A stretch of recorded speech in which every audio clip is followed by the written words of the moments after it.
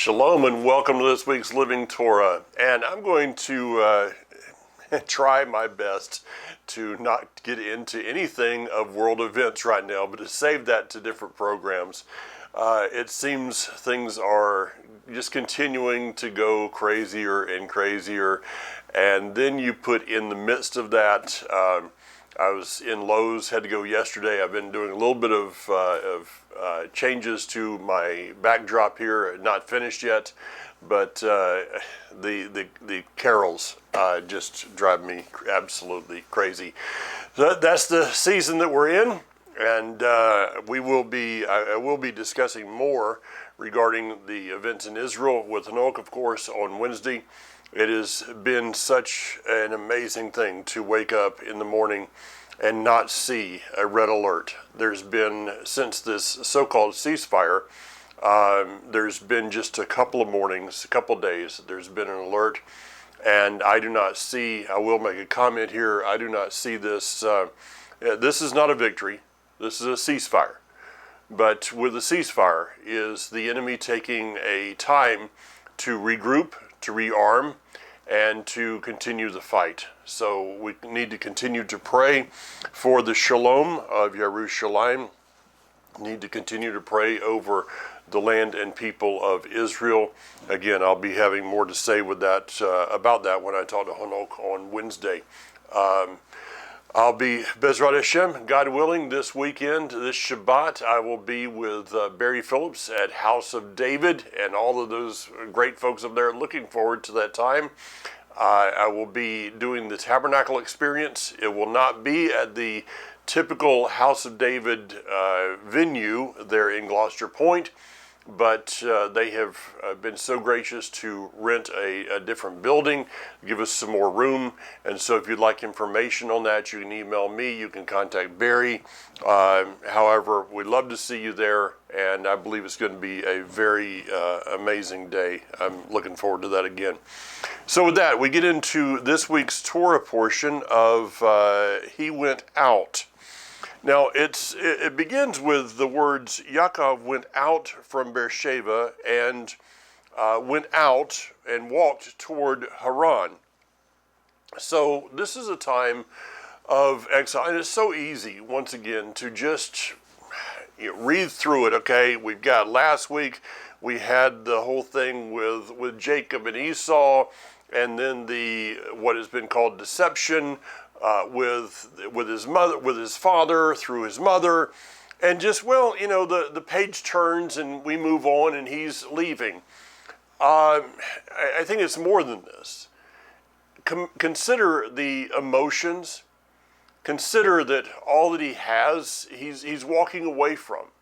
He's literally packing his bags and walking out into exile. To give us a more of an idea of what's happening here is the word Yaakov Yasa. And the first time this word Yasa is used in scriptures in Genesis, Bereshit chapter 1 verse 12, and it says that the earth brought forth, or the earth Yasa. It began to bring forth the fruitfulness. So this time that Jacob is going into exile, it is about fruitfulness. Now, probably the last thing that he was thinking of in his life at the moment is fruitfulness. He's thinking about his missing his mother, his father, all of the things, everything that he has been associated with in life, he is now walking away from. But the rest of the verse is he went out, Yasa, from Beersheba, from the place, the seven wells, and traveled toward Haran. Again, to go to Hebrew, it's the word Yalak, which is to proceed toward. This is a picture of Yaakov sprouting forth and then going forth. Now, a seed, anybody that's ever grown a garden or been associated with farming in any way, knows that there is this time period, and Yeshua would talk about that with the parable of the sower. which probably should be better called the parable of the seeds, because those seeds, they sprouted up, but then because of the environment that they had sprouted up in, most of them died off, and only a certain amount of them actually produced fruit in the end. We would see that as some 30, 60, and 100-fold. That's a whole other teaching on that. So what this is trying to me, what this is trying to tell us is that when we go out, no matter what that out is in our lives, you may have come to a place somewhere in your life that you had to go from a job and go to a different job, a different career. I know exactly how to do that. You may have had to leave your family behind, as Abraham did, or Abram at the time did. But everything about our life should be about us sprouting forth for his covenant, for the purpose of the first commandment given to Adam and Eve, and therefore given to us, of be fruitful and multiply. And then as we're going forth, we are doing so in such a way that we are continuing that life toward our destination. Now it says that he came to a certain place and stayed the night there. This word certain is the word makom, and you may have heard something in that word, makom, that the root word is kum, a word that I probably teach on as much as any word. That and the word ray, or to perceive, are some of my favorite words in Hebrew. My Hebrew is pretty limited, so it's kind of a shorter list to have favorite words there. But the word kum, of course, is the word about covenant, is the word that was spoken to Noah. I will establish my covenant with you, my Brit. So I will kum my Brit with you. It's kind of fancy there, but it shows you a limited amount of Hebrew. So it is a certain place, and I've taught this many times. I'm going to go through it very briefly, that it is really without question in my own mind where Jacob went to, where Yaakov went to. He would have known about the place that Abraham took Isaac as father. It's just I just cannot wrap my head around the possibility that he had not gone to this place many times, that he had been told the story by his grandfather and then by his father of Isaac being taken to Mount Moriah. And so when he leaves his home, where would he go? He would go to a place that is very important to him, a place that has been a part of the establishment of who he is. Many years ago, I was down in North Florida and decided to go through and find the cemetery where my grandfather's, my adopted grandfather's grandparents were buried. I went there, and then I went to a place that we used to hunt at every year when I was very small. And this was a place that was just part of who I was. And so it was a place that I wanted to visit. And I remember as I was trying to figure out where this was, I knew the name of one road.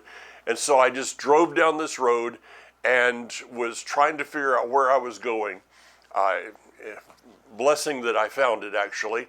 But I remember rolling down the window, and the air still smelled the same to me as it did at that time, some 50, 55 years earlier.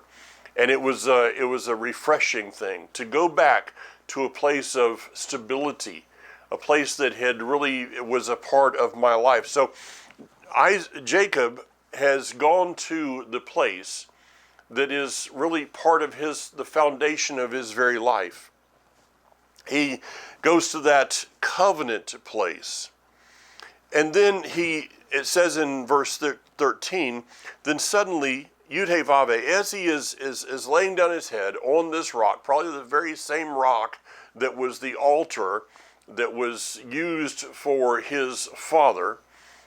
He's there, he's contemplating this. It says, then suddenly Yud-Heh-Vav-Heh was standing there next to him, and he said, I am Yud-Heh-Vav-Heh, the Elohim of Abraham, your grandfather, and the Elohim of Yitzhak. And he gives him the promise of the covenant is going to be now your covenant. It is no longer going to be just the covenant of Abraham and Isaac. It is now going to be the covenant of Abraham, Isaac, and Jacob. But here's I think a life lesson for us.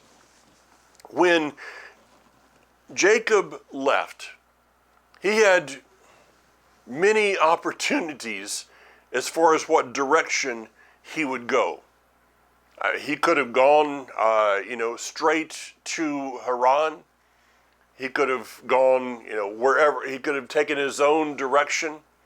But yet he goes to the place of the covenant, what we would see today as the Temple Mount.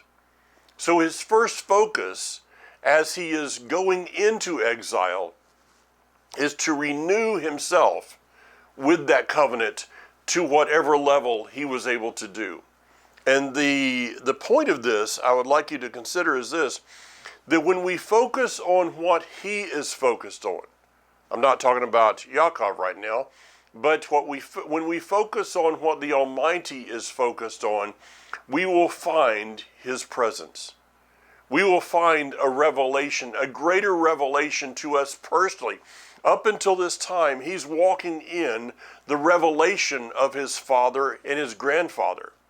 But now it is time for him to receive this revelation. And so he goes to the place of covenant. So he focuses on the covenant, that which was important to his father and grandfather. And there he finds the same God, the same Elohim. So today, I believe that it is very important for us, with all the things that are going on around us, to focus on what the Almighty is focused on. I believe, personally, that is Israel. I believe that is the Temple Mount. And I'll get into a little bit more of that in just a few moments. So with that, why exile? We see that couldn't this have happened different? Sure, of course it could. Well, let me go down to, let's see. First of all, let me answer this question a little bit. Why exile? Couldn't this have worked out different? Couldn't Isaac had kind of come to his senses regarding Esau? Couldn't Isaac's mother, Rebecca, couldn't she have talked to her husband, figured this out, and the whole situation could have been different? Esau is sent out into exile, and Isaac or Jacob is just being raised there at home, and everything is fine. Well, it could have. But see, Isaac needed to be separated from his familiar surroundings. In order for him to become the person that he is to be, he had to leave his home. He had to leave that land for a time. He had to go through his own trials, his own tribulations. This is something that there's this thing today called the helicopter parenting, where you kind of hover over. And I know that it was difficult when we were raising children. It's much more difficult today. I was talking to someone recently about this, that there is this fine line between protecting our children from the things of this world and isolating them. For when we isolate our children, then as they are then thrust into the world, they have no defenses. Everything is new. Everything is exciting and can be. And I have seen a lot of parents that have hovered over, have isolated their children. I'm not trying to be judgmental here, but isolated their children so much from the world that they did not give their children the defenses, the wisdom, the understanding of how to deal with the world when they got into it. And so because of that, their life became probably much more of a trial than what it had to be. Now, I want to go down to verse 20. Yaakov, or Isaac, said to his son, "How did you find it so quickly, my son?" He answered, and this is, actually, let me get to a different verse here. I need to change the page. If I'm going to go to the same verse, I need to change to the other page here. So Yaakov took this vow. This is the beginning of him, his own personal transformation. If you've heard me through the years, I call this a crisis of faith. So when he is there on this mountain, this revelation of the God of Abraham, Isaac, but Jacob is not really the God of Abraham, Isaac, and Jacob yet. It's going to be a while. And parents, we need to embrace that.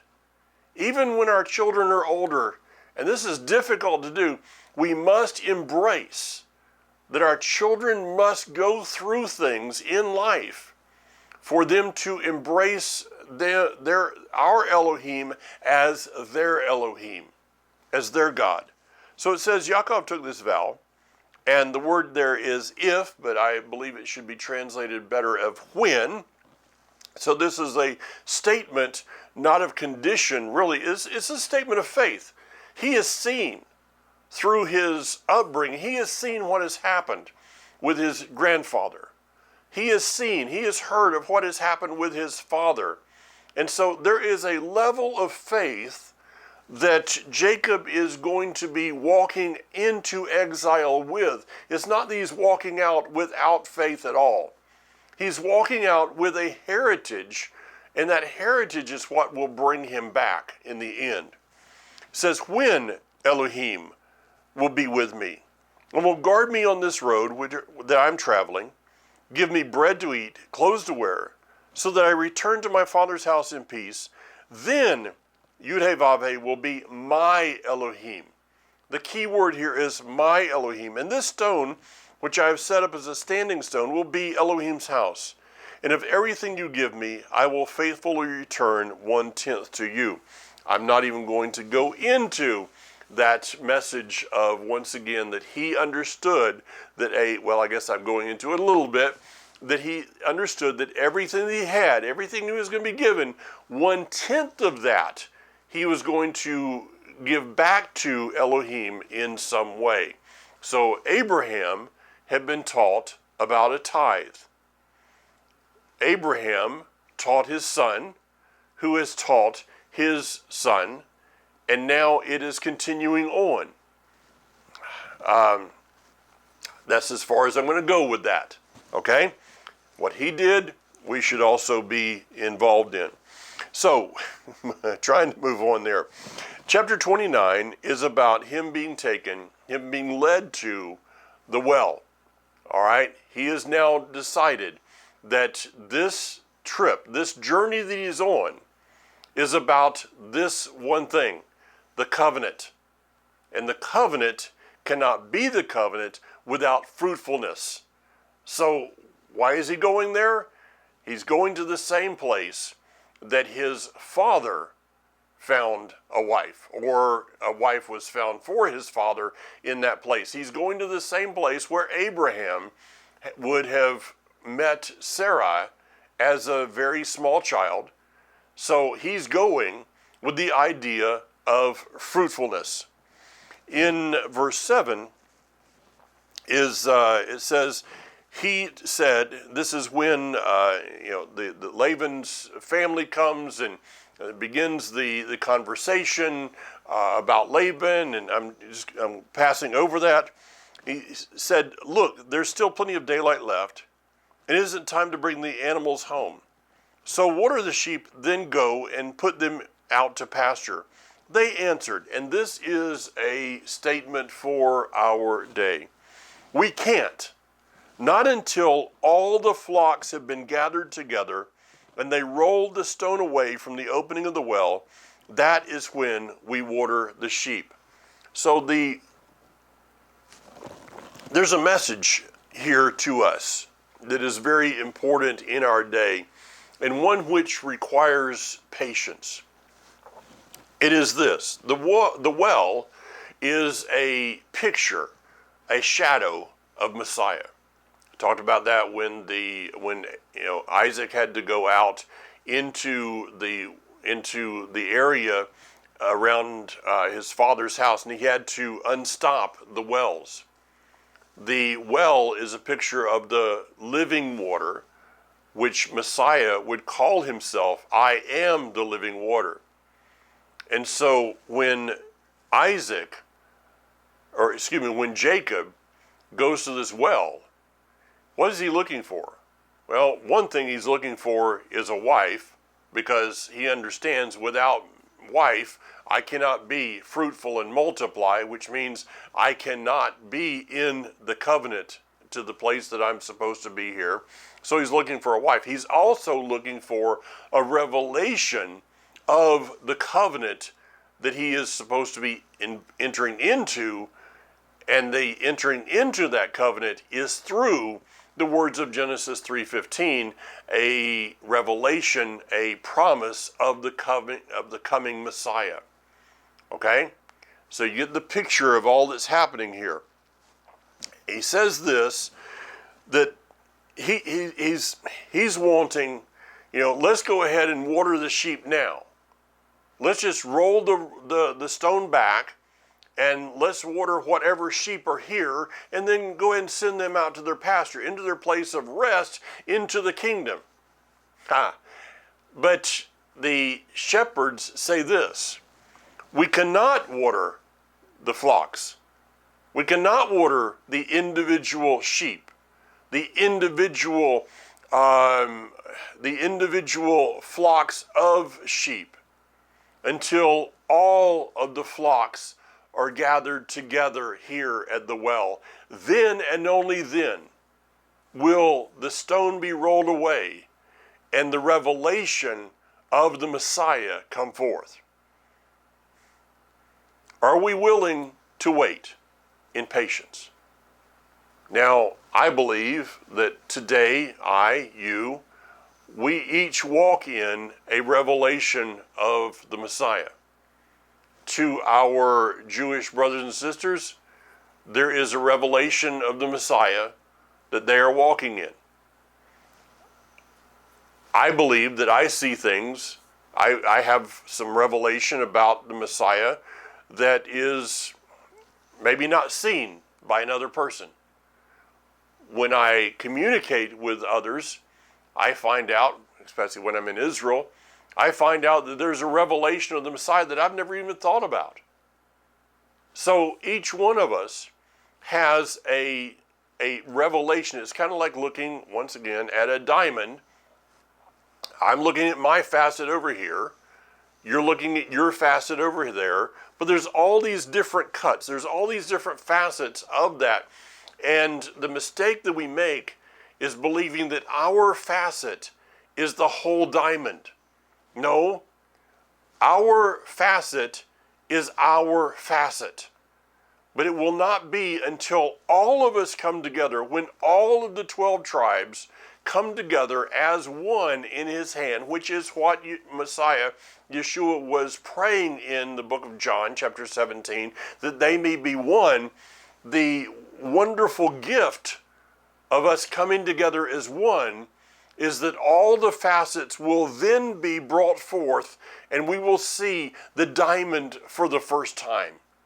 I don't know about you, but I'm looking forward to that day. And sometimes I can lose the patience of being part of the process of the tribes coming together in his hand and not rushing it. This is called, this can be called evangelism. Talking to somebody that's not asking it the questions. Giving answers to somebody that's not asking the questions does not help at all. I'm around people. I'll be with some people tomorrow, in fact, in the afternoon. They're not asking the questions. So if all I'm doing is continually giving answers to questions that they're not asking, then what am I doing? I'm actually building a wall. What I need to do is just hopefully, prayerfully, allow my light to shine, or allow His light to shine not just in me, but through me, to where then they begin to ask questions. When someone else asks you a question, then you have the right, you've earned the right to answer the question.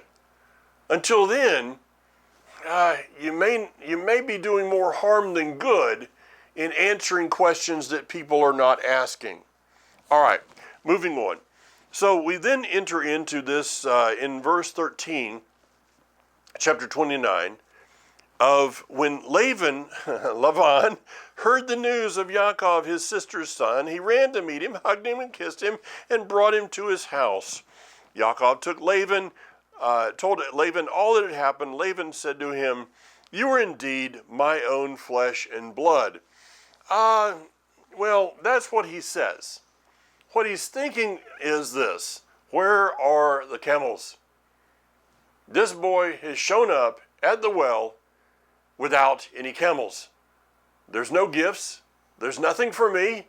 Well, I'm going to have to change my tactics a little bit, because I know this.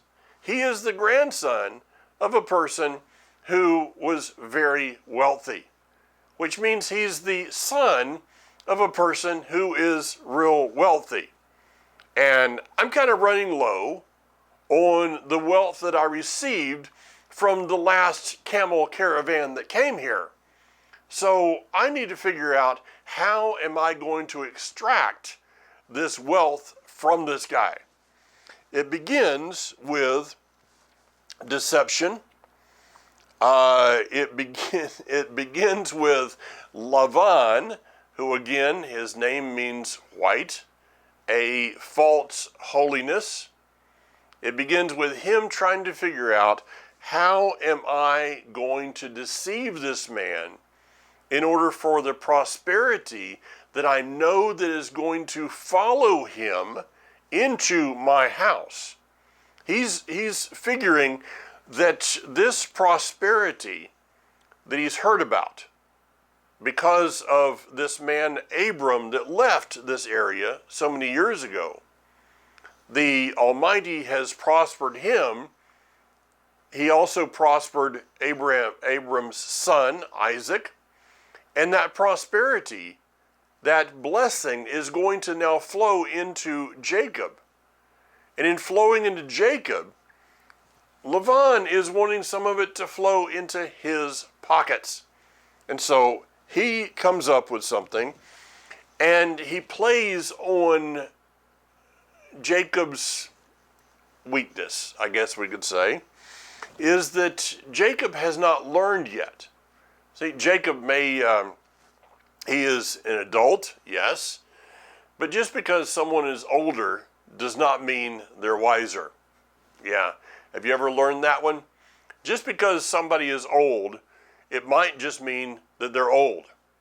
A lot of people that I have met, that I am around in these days, they have in life just become older.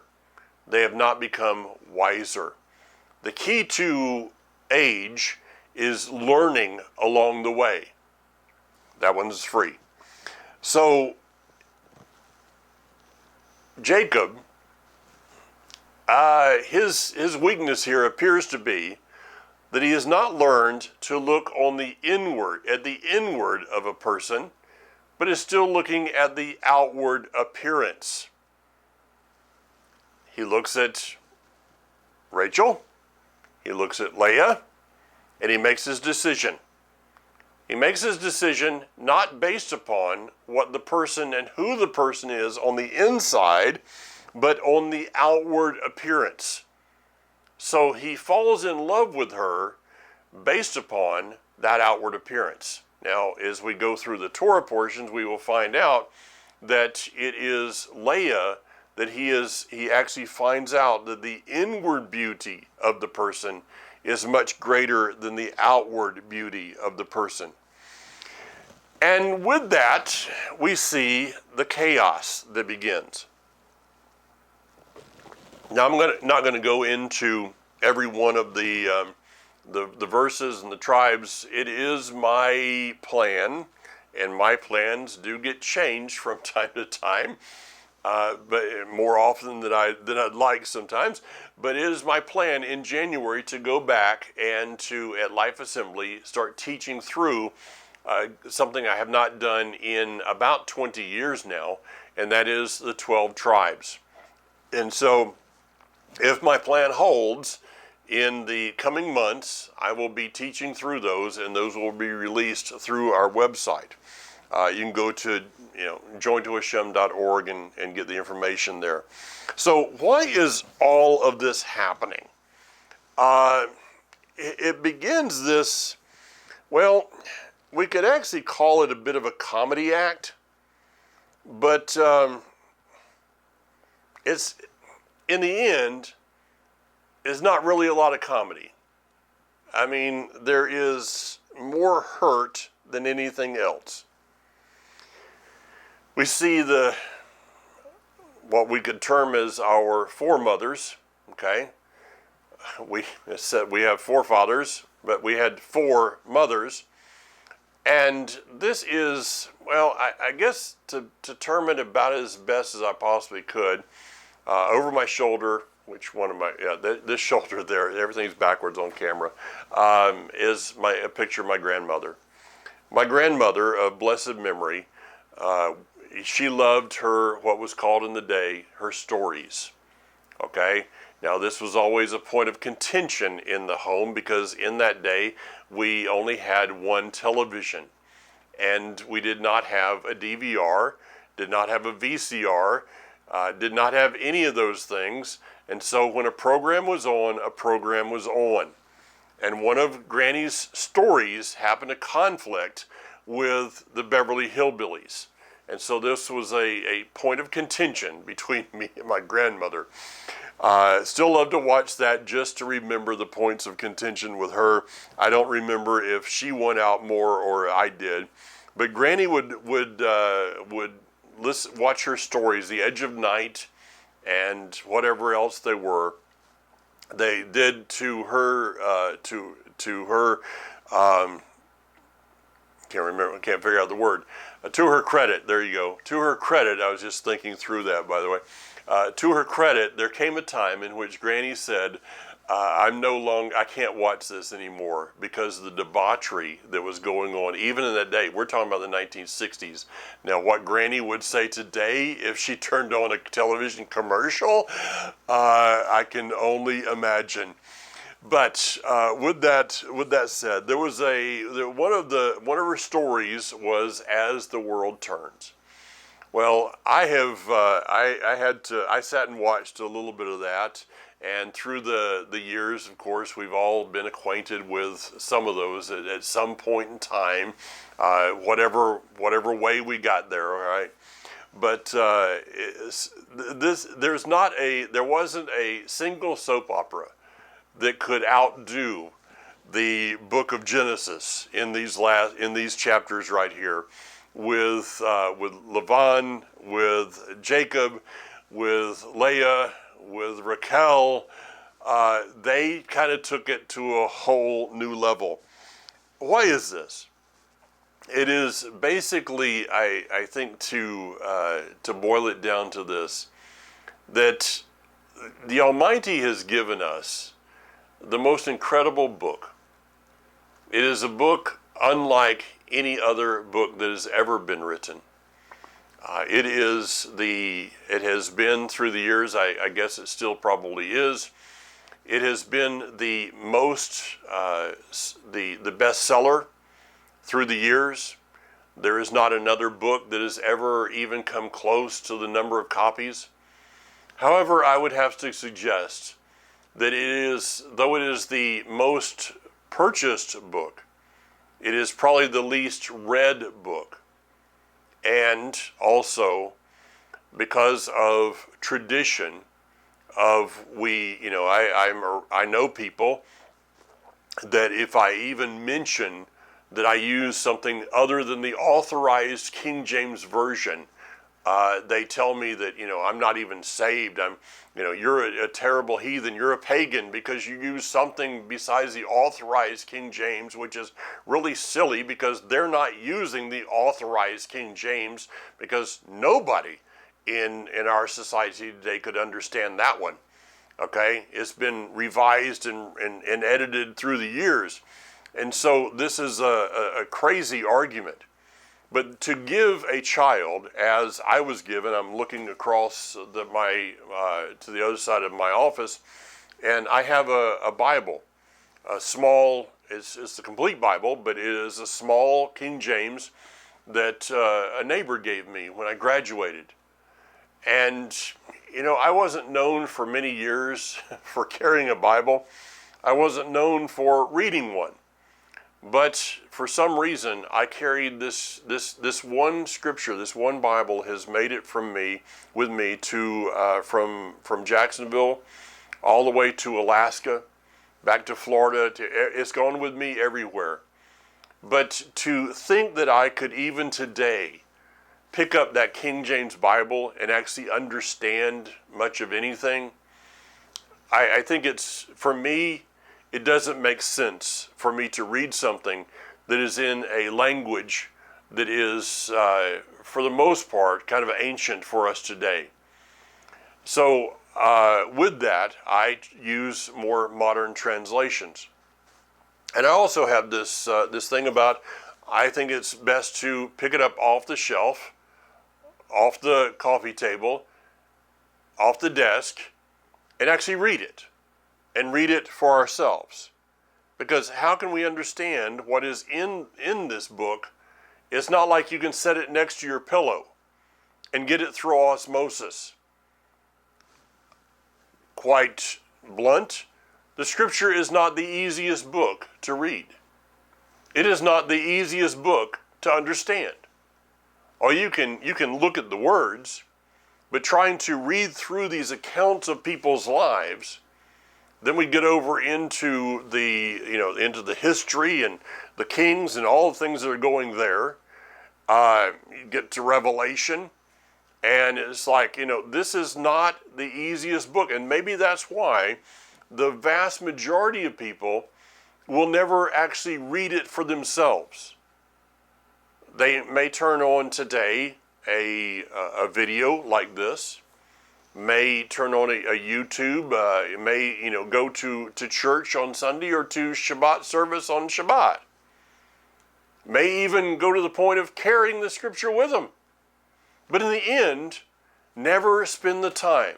I'm just going to let the person standing there in front of me, the person sitting there on this video in front of me, I'm going to let them explain it to me and never really try to figure it out for themselves.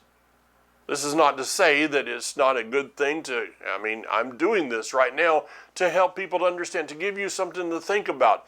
But don't believe for a moment that what I'm doing is going to, of opening these scriptures and expounding on some things and maybe giving some ideas that you haven't thought about before.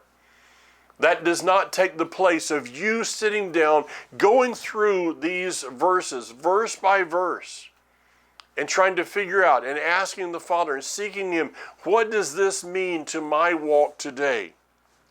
So this is, to me, the amazing thing of this book is that it is written with a complete disclosure. Nobody was given a pardon at the time. I brought that in.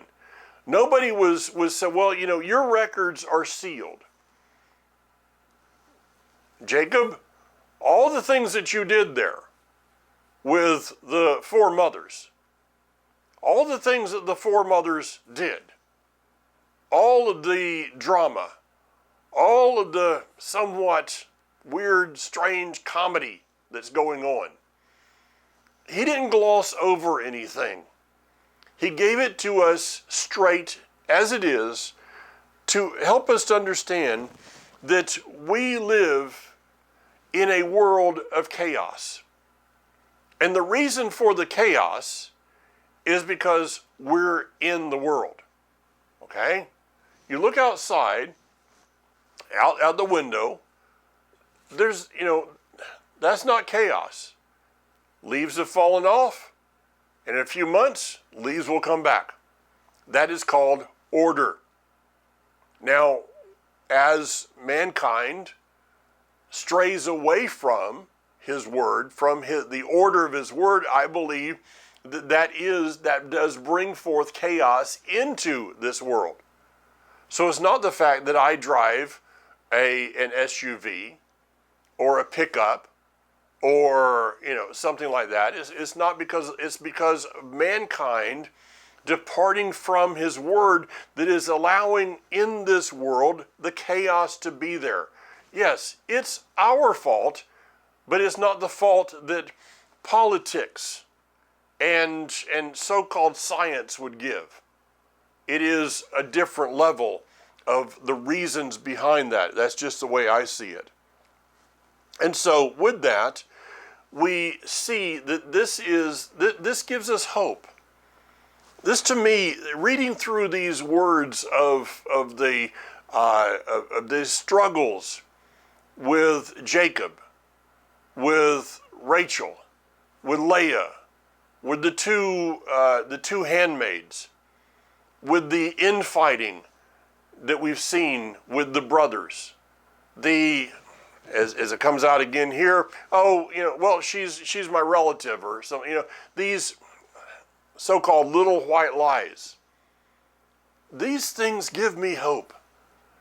When I turn to the words and I see the struggles that David had, I see the struggles that the disciples had.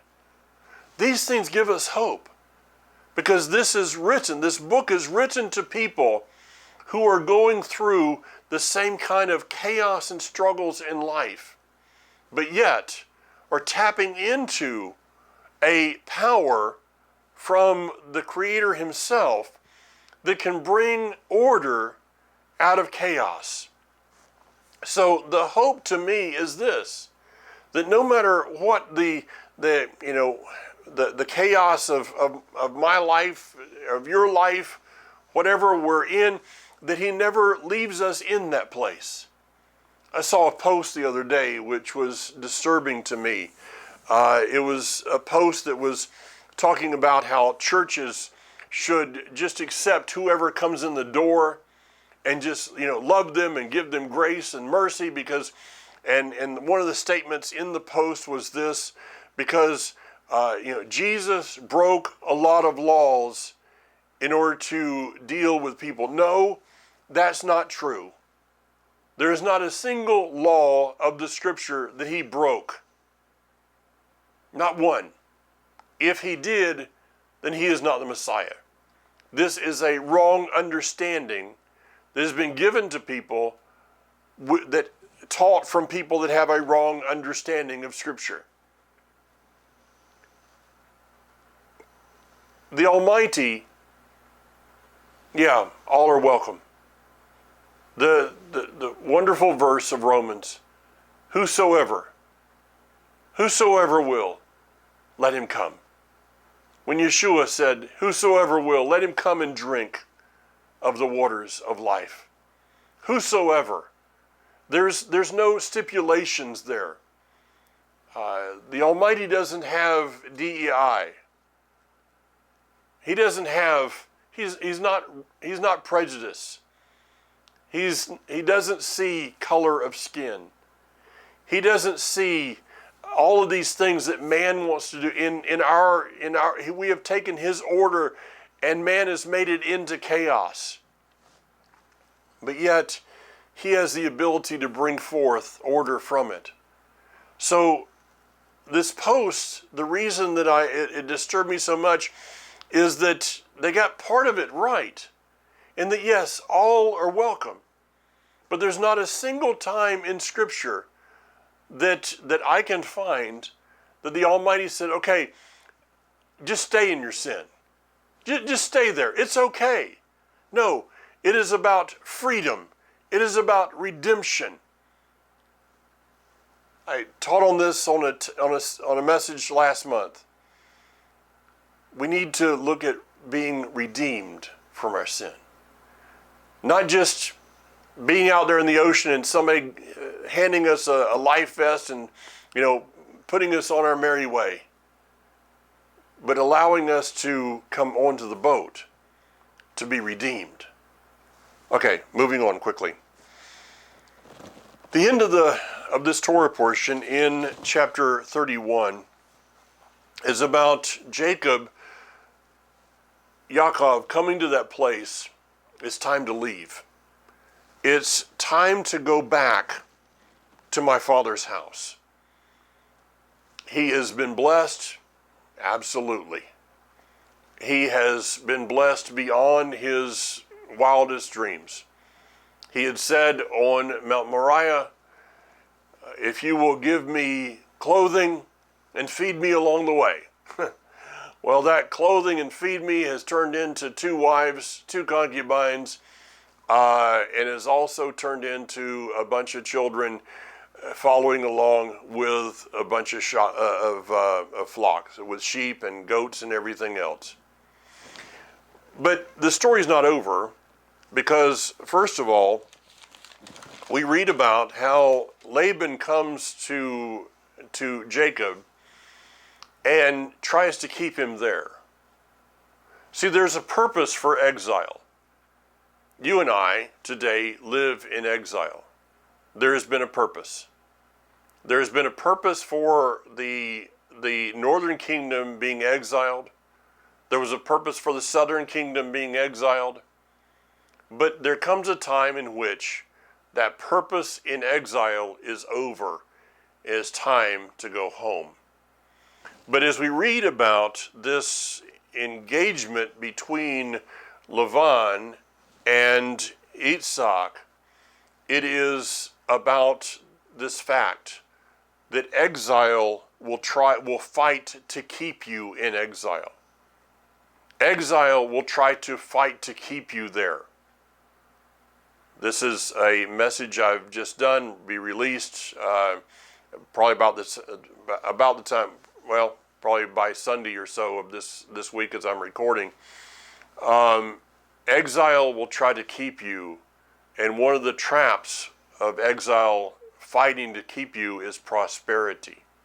Look how prosperous you are in this place of exile. Why would you want to leave this place of exile and go anywhere else?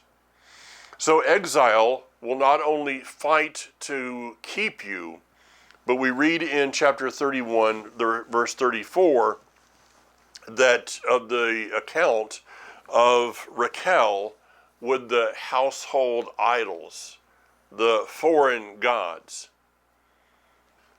In our leaving of exile, which today, again, we may not be able to do physically, but spiritually, you may keep my physical man in exile. You cannot keep my spiritual man in exile. That's not possible. One of the issues, though, is taking our foreign gods back out of exile with us. Raquel had plan B. Just in case this thing didn't work with my husband, I've got something else to rely on. It's a matter of compromise. December, to finish up, December is a month that I will explain it like this. It is a month of compromise or conviction. Interesting enough, December 25th is also the first night of Hanukkah, a time of conviction. I will not judge anyone who is observing Christmas, though with that, I will not compromise with it. I hope you understand what I'm saying. You and I will be given opportunities, as Rachel was, to compromise, to take our false gods, the mixtures, the paganism of exile, taking those things back as we walk toward his kingdom. We must today become a people that are of unwavering conviction. In the last letter to the congregation at Laodicea, he said, I wish you were either hot or cold, but because you are lukewarm, I will vomit you out of my mouth. Lukewarm is a mixture. It is about compromise. He said, I would rather you just be in your pagan ways than be of a mixture. But I personally don't need to go there, don't want to go there, and I doubt if you're listening to me if you want to go there either. Let's be people in this month that don't compromise. May we not judge others. Maybe they just have not been given that revelation yet. That's between them and him. But as far as me and my house, it is my decision that we will live a life to the best of our ability of conviction unto him. Shabbat Shalom, Shavua Tov. Have a blessed, prosperous week. Bezrat Hashem, God willing. See you again next week. Until then, be strong. Yivarechecha Adonai v'yishmarecha.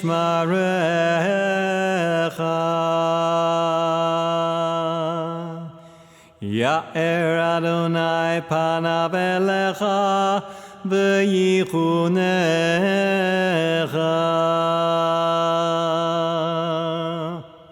Yisa Adonai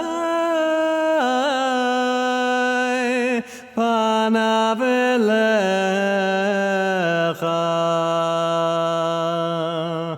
v'yasem lecha shalom.